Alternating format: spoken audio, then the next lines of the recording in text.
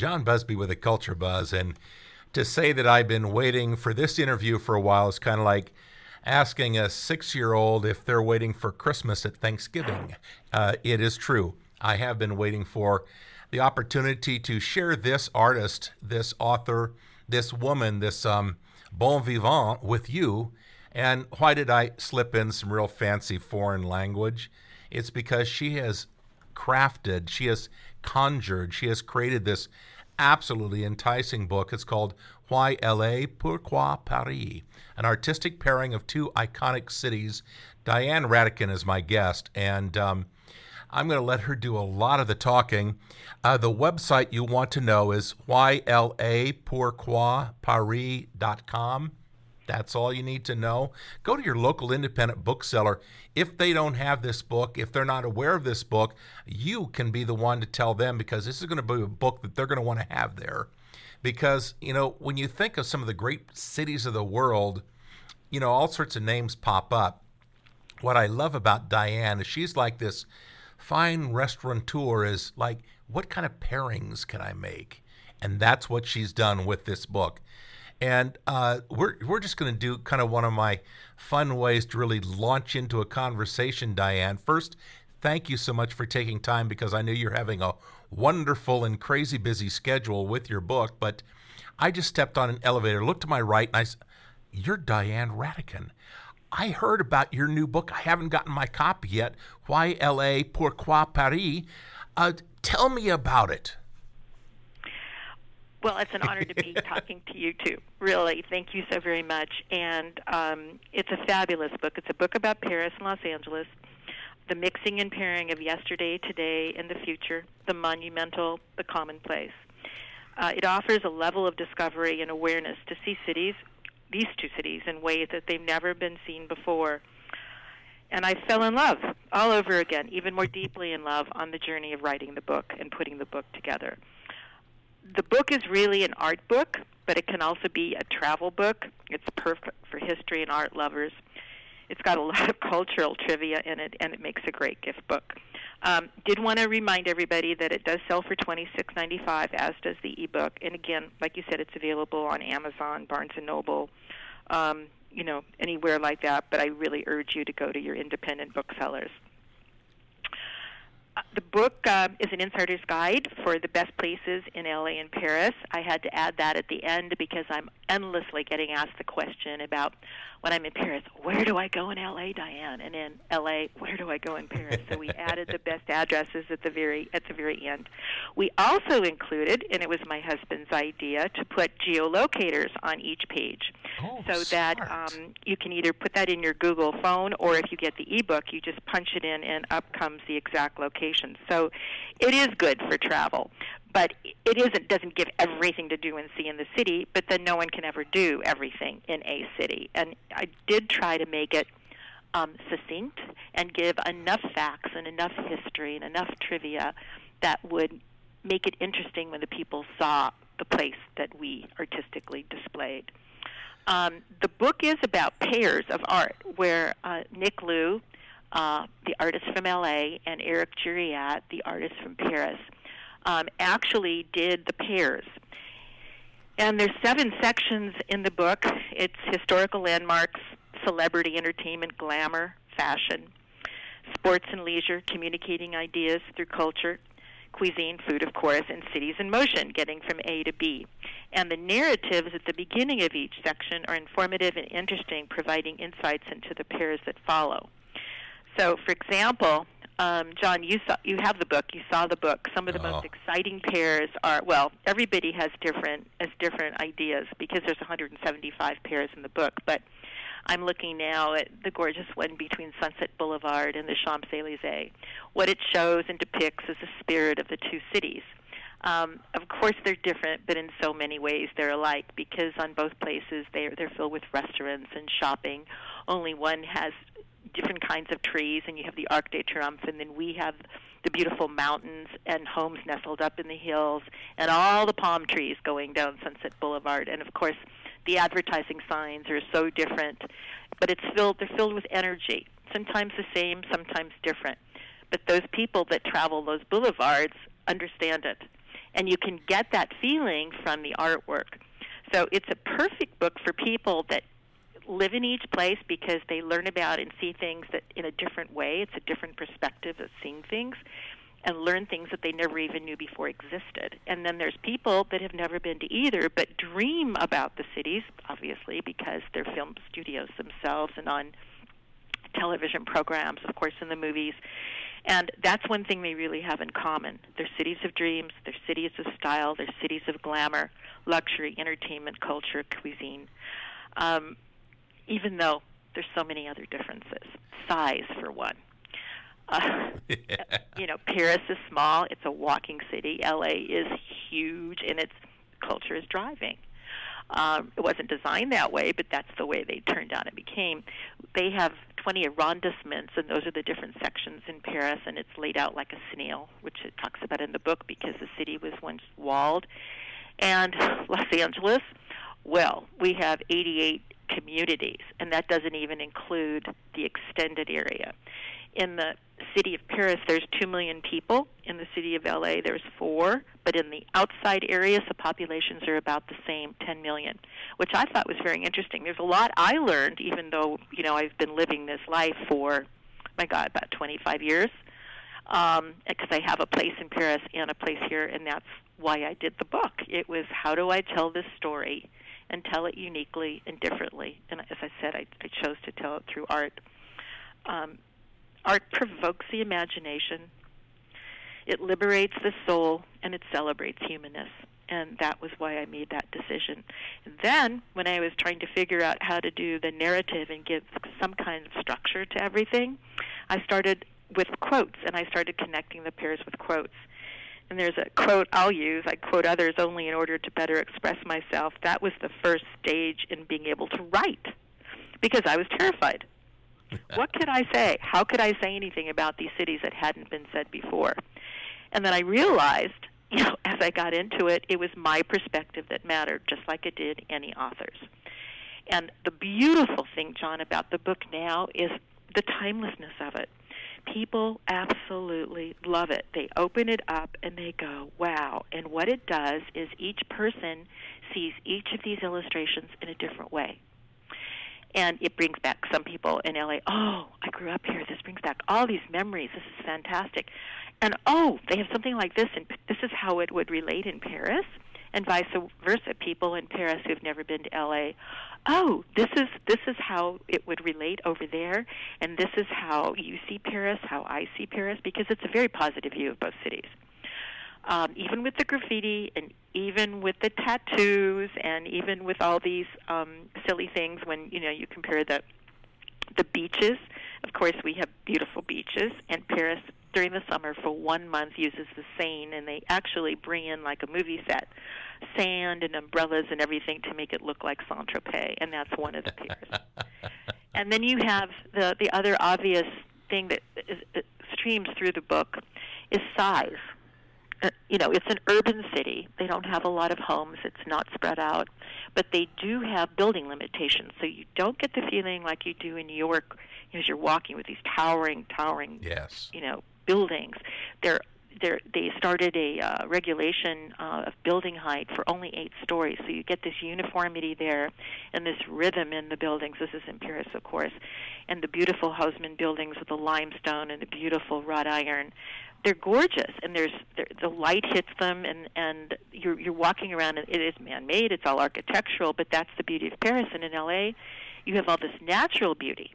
It's kind of interesting when you think about it. But of course, Paris is so easy to get around in, and then we always talk about in L.A. you have to take a car somewhere only to get out and walk, and then enjoy the neighborhood, and then back you go in the car again. Exactly. In Paris, it's not like that. As you can tell, folks, Diane Ratican completely lacks enthusiasm for these two cities, L.A. and Paris. You need to kind of really prod her to get her to speak enthusiastically about these two. Obviously, my tongue is very firmly planted in my cheek. Diane Ratican is my guest. Why L.A.? Pourquoi Paris? An artistic pairing of two iconic cities. This is a gorgeous book. Some impressions that I got from your book, Diane. Mm-hmm. One, Your writing style is very honest. It's you, and it's not like, I think it's a trap of so many people that want to write about some of the great destination places is, how can I do something as good as such and so and so and so and so? And you don't. You just, it's an honest, your personal assessment, and it's right on target. Thank you. But you've coupled it with these kind of not abstract, but impressionistic type paintings and drawings and graphics and designs, and the visual element of these two artists is so compelling because it does, as you said, it sparks the imagination. If you've been there before, this will just kind of like, you're going to smell the smells, you're going to hear the sounds, you're going to feel the sunlight. If you haven't been there, you're going to want to smell the smells, hear the sounds, and feel the sunlight. And that it's just like the most beguiling invitation between the covers of two books for one book that you could ever hope for. Go to your local independent bookseller. They have to have this book in stock. If they don't, you are doing them such a tremendous service by informing them of Why LA, Pourquoi Paris, an artistic pairing of two iconic cities by Diane Ratican. By the way, that is the website, whylapourquoiparis.com. Of course, you can go to amazon.com, but try to keep it local, folks. But Diane, I'm sorry, you had just too much fun doing this. I did. It was a true, a true work of love, true joy, because I had so many friends and people that supported me in this endeavor from both sides, both in Paris, and here in LA. And then a lot of naysayers. In fact, the reason the book's called YLA is there were people in Paris that said, why would you compare Paris and Los Angeles? And had this disgusting, look on their face. And I got the same thing from one gentleman here at a book signing. Oh, no. How could you do that? And I said, well, have a look at the book, and maybe after you see the book, you'll realize there is a way to do it. Because actually the pairs are analogies. You have to think about, what was she thinking when she was putting these together? For example, the Watts Tower and the Eiffel Tower. Well, they're both stunning examples of works of art in different ways. The Watts Towers were done in 30 years by one man, and it's kind of he actually did it from scrap metal and tiles and everything, and it was his life's work. And then you put up the Eiffel Tower, which was made in 24 months, something, I think a year and a half, 24 months, and that's all it took, and there you go. Many, many people made that. Unfortunately, the Watts Tower, and that's typical of L.A., is so beautiful, but it's in a part of the city that no one ever goes to, and it's hard to get to. And it doesn't stand up as tall, so you can't see it. So the real iconic image in L.A., of course, is always a Hollywood sign. But the two towers just struck me, and when I went to see the Watts Tower, I was just, wow. More people need to know about this. So that's something I really hope will happen as a result of the book. People may think, how could she do that? But if people take the time when they're in LA to go see that place, they'll really, really, really go, this is an amazing work of art. Exactly. Well, there's an ongoing theme that I constantly am challenging my audiences and listeners with, and that is, be a cultural adventurer. Go into things like Why LA, Pourquoi Paris with a very open mind, and just, be willing to kind of flow with kind of the breezes that this book will, brush against you with. You do such a wonderful job with that. A friend of mine, I told him about the book. I'm not going to give him my copy. No way. He has to go get his own. The reason he just says, I can't wait to get my copy, is that he is an actor, professional photographer who came from Des Moines, was based and worked in Paris for about 3 years, still commutes back and forth, was in the Hollywood film scene, made several feature films like the Pearl Harbor film and feature film from years ago. So he knows L.A. And he is just going to be smitten with this. That's great. And this is, I think, the telling point. I also was doing all sorts of research both my family and also other people when I wrote a World War II era play. And there's so many people that are so aware of that European connection, and Paris is one of those epicenters of things. Yes. And I think people are also thinking historically about the connections. And so you are just like this, you're just like prodding all these memory points that people have had lying dormant for so long. You are just such a cultural catalyst, you. Thank you. Well, I do set trends, and I do, seriously, when I had my fashion business, it was true. I didn't know it was true, but I could see things before they happened, and I knew this trend between LA and Paris was happening. There are more Parisians that are dreaming about Paris than ever before. Not about Paris, about coming to LA, excuse me. And we have this saying now that LA is becoming Paris around palm trees. So that's because there are so many fashion design studios and designers that are coming out here, and actually instead of going to New York, they're having their concept stores out here. I can't believe it. Rodeo Drive and Robinson look like places that we were seeing on Array. Where we would go to shop with the same kinds of things. But there is this love affair because they love the space. They love the independent feeling. They love the energy. They love the fact that we don't have this fear of failure out here.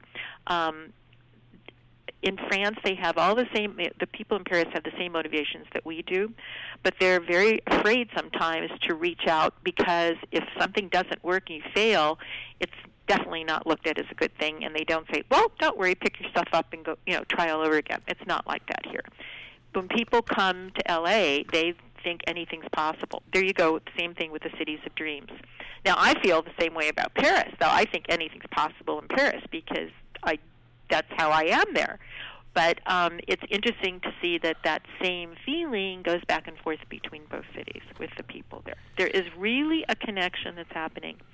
And style, wow, they're all over New York. They're finished with New York. They think it's just too much the same, and now the whole style center, this is true. It's in fashion, it's in entertainment, it's in music. LA's the music capital, well, besides Nashville, but you know what I'm talking about. Yes. Where it's all happening. And, of course, Paris is the center of films there. One thing I didn't know is that cinema started in Paris. I had no idea. With the Lumiere brothers in the 1900s when they came out with this first camera that could run things. I had no idea. That was really where it started. So there is this constant connection between the two cities. It's interesting because, fascinating. New York and Paris just have this little body of water between them, so you had to add a country to get this real cultural exchange thing going. Right. And Diane Ratican, you have captured it just brilliantly, enthusiastically, and inspirationally, folks. This is a book you're going to want to get 2 copies of, and here's why. One, you're going to need to keep a copy for yourself because at different points in your life, this is definitely one of those books you can delve into the same pairings time and time again and glean something different from it. And the other copy is for your very best friend when you say, okay, I've got something I will share with you, and here's your copy of YLA Pourquoi Paris by Diane Ratican. The thing about what you've done here is you really are a cultural ambassador and cultural tour guide in a very unique sense. My only regret is that you don't have another LA and another Paris for which to compare for a future thing, but what a journey this will be. And I don't know. Well, not I don't know, she says. But I'm thinking maybe Shanghai, maybe Buenos Aires, maybe something with Greece, something on 2 different continents, something really different, because that's when you find the commonalities. Yes. That's what makes it beautiful. That's what people love when you travel, is making that connection. How are things done?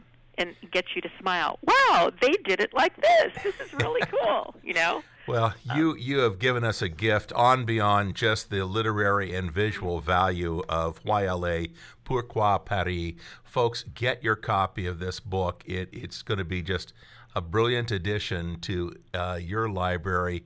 And, in fact, get a book club together. Oh, gosh, can you imagine that would be fun. A book club going to town with this? That would be fun. And when I tell Ben about this book, and I'm going to talk to Ben when he gets his copy of this book, he'll just be grinning. His feet won't touch the ground. I know that. That's a good idea. I hadn't even thought about it. There's the book club is the next thing, and you pair that with some wines and maybe some nice cheeses, and you've got the California wines and the French wines. I thought about doing that. I did think about doing a whole wine book, pairing all the vineyards. Oh my goodness! Well, that's California. That would be sort of more of a California France thing than a Paris, LA. I did think about that. I should have known that thought was there. Yeah.